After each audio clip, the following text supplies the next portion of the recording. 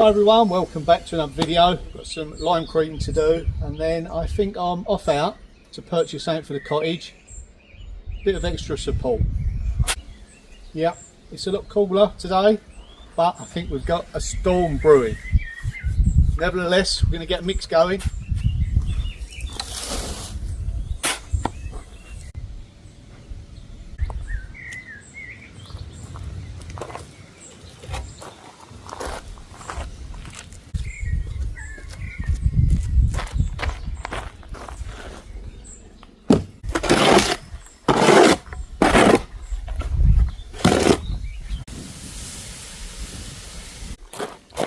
Hopefully the volume on this video is much better than the previous one. Sorry there was problems uploading and it didn't record at the level that I needed it to be at.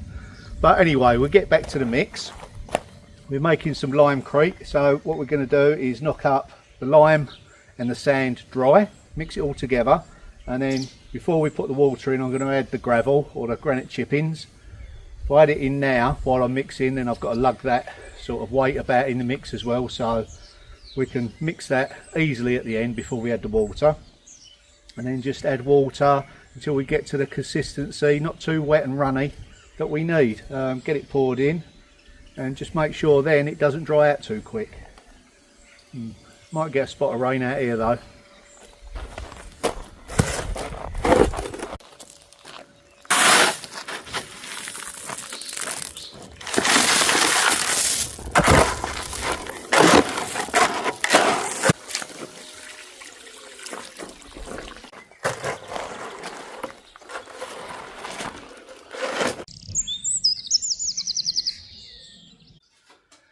So later on in the video, this main beam here has got some damage to the end.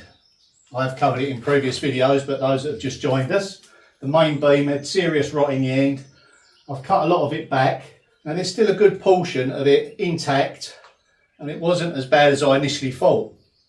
Nevertheless, what I plan to do is go and source a nice big upright post to fit underneath here. Bit of a cantilever system going on as well. So we're going to hitch up the trailer, head down to the local woodyard and see what nice big oak post he's got there. We'll get one for this end, depending on the cost and the availability. I want one for that end and one for the middle.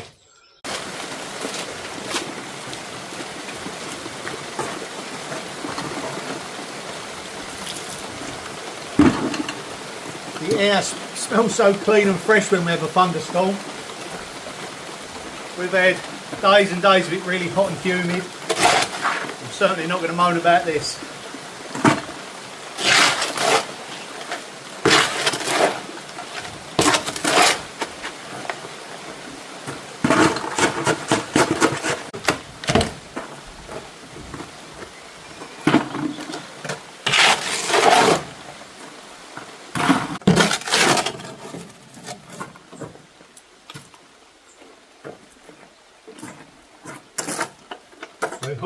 Hey ho, it's off up we go. Excuse me. We need to sort some lighting out, it's come over very dark. Look at that one. That's it. Hey presto. Okay. Oh, that's nice. Refreshing shower. A little bit earlier than anticipated.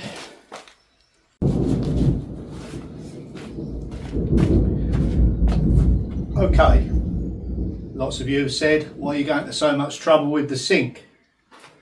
Well, the fact of the matter is that this area had to be built like this regardless of the sink. The wall here with external forces because the ground is that much higher outside. We've dug down, so I'll have to reinforce it on the inside to hold back any force and pressure. So we backfill this cavity here with limecrete, all of these voids as well. And then that way it'll just naturally breathe, even though it is in concrete block. The main volume will be in lime, and as long as it's got somewhere to evaporate, the blocks won't hold in any moisture. Admittedly, I would have liked to have done it maybe with rock, stone, handmade, a natural product other than concrete block, but with cost and that, I mean these are about €1 each, so we're talking €20 in this area. Bag of lime, sand, you know, it's well under €100 for this area, which is pretty good value really. Let's get those mixes in there.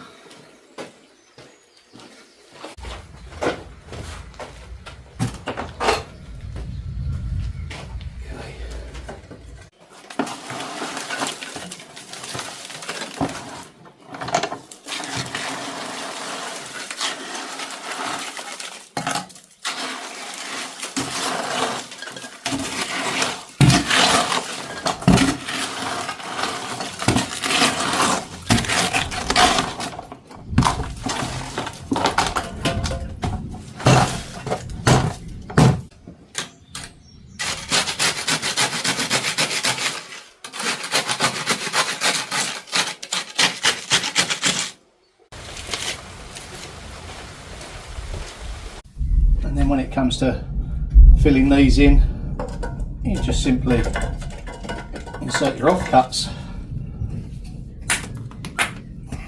You get them in.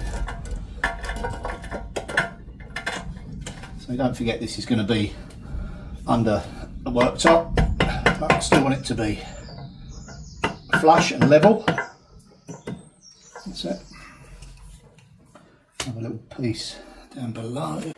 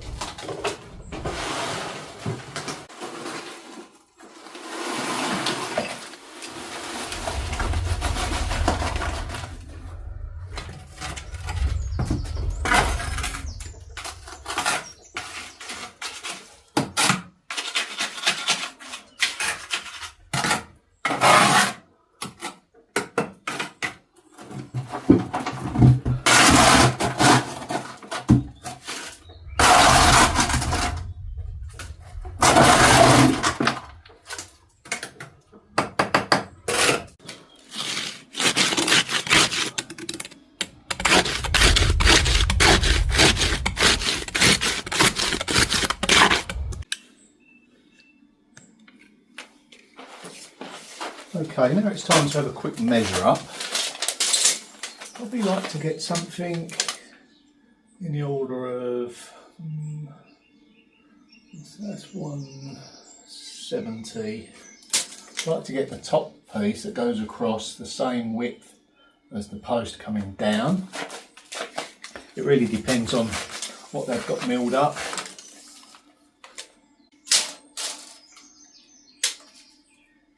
There's 2.2. Yeah, I won't know until I get down there really what we've got.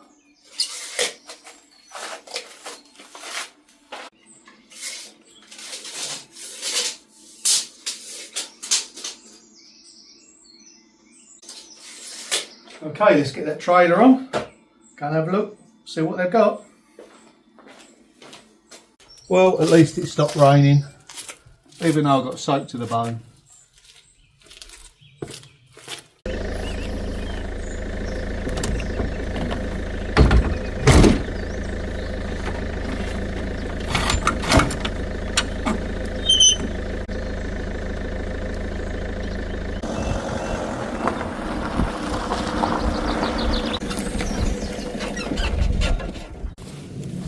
Yep, we got the post, brilliant. That's the main one. And we've got the header and the knee brace, the diagonal. So if I lay it out on the floor, show you what I propose to do with it.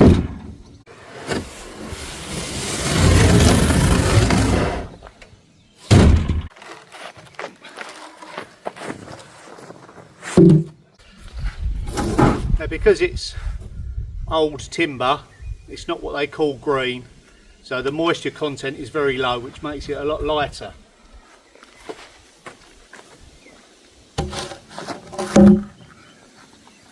So this is the base, the ground, a padstone maybe there. This is the vertical post. This piece here runs across, and this will be the diagonal. Be jointed in there and there. Probably do a joint there as well, or fixing from above. That will go into the wall, and the wall does taper out at the bottom, so it'll probably be something like that, and then come all the way down to about here with the post. Probably have to look at a method of tying this into the wall. Yeah, we'll sort that out when we come to it, but basically that is what will support that main beam. Now when you buy dried timber, it will have what they call shakes in it. There's nothing to worry about. It's just a natural process. When they dry out, they do split on that. Let's just take it inside. I'll show you what I mean. So if you can imagine that the yellow timber is the header, you can see that the wall tapers out. So we'll be coming up here, probably to about there, and then the diagonal will come across here. Don't want it sticking too much out into the room, but it's necessary. We'll probably have a diagonal, something like that.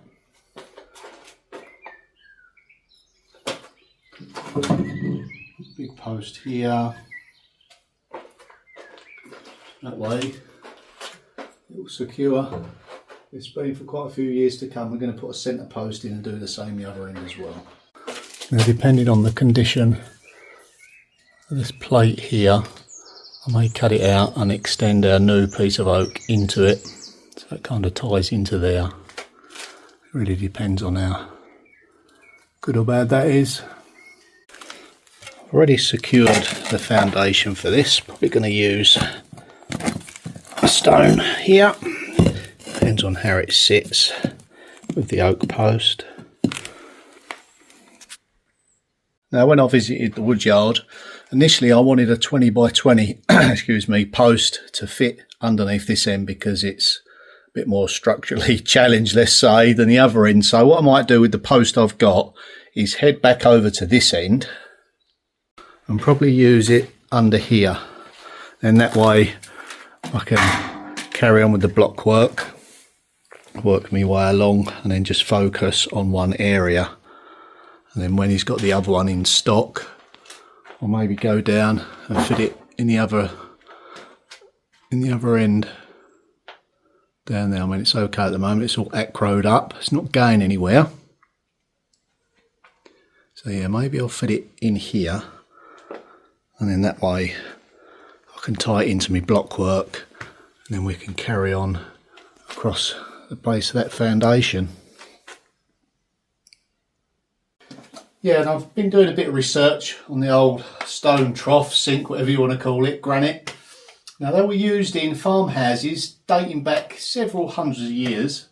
What they was used for depends on the area, really, as to where they was fitted in the farmhouse. Not in the kitchen, I mean geographically, the area, region.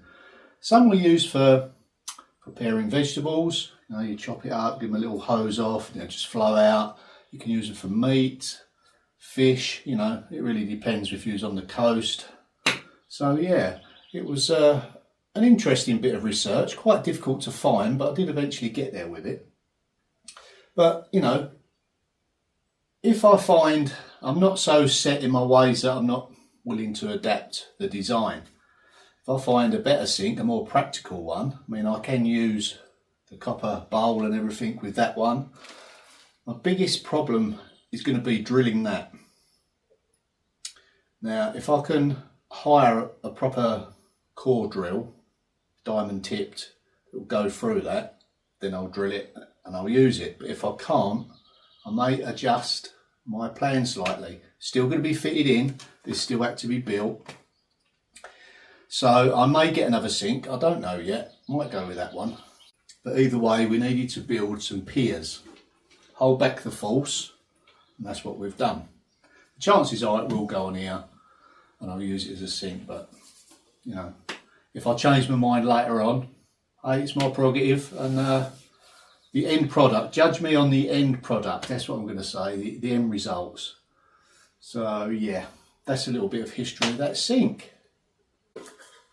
Yeah, this was a great find, wasn't it, the drainer. So yeah, you'd prepare your vegetables and give them a little wash down. We've got a hole coming through here. Probably best show you this side.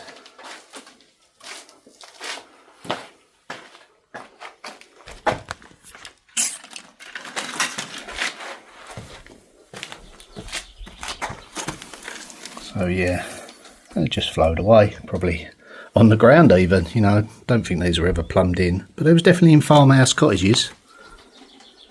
Yeah, wouldn't have liked to have lifted that in.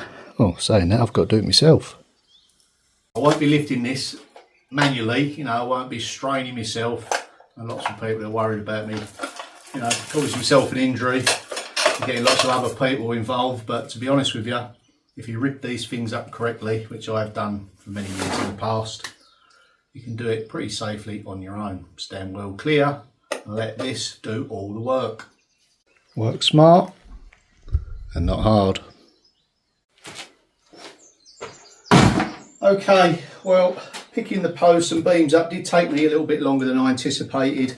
I had to wait a little bit until it opened, but I did get them, which was a real result. Probably get the other one in the upcoming week or so to do the other end. Hopefully I'll give him a call and he'll have that one in stock.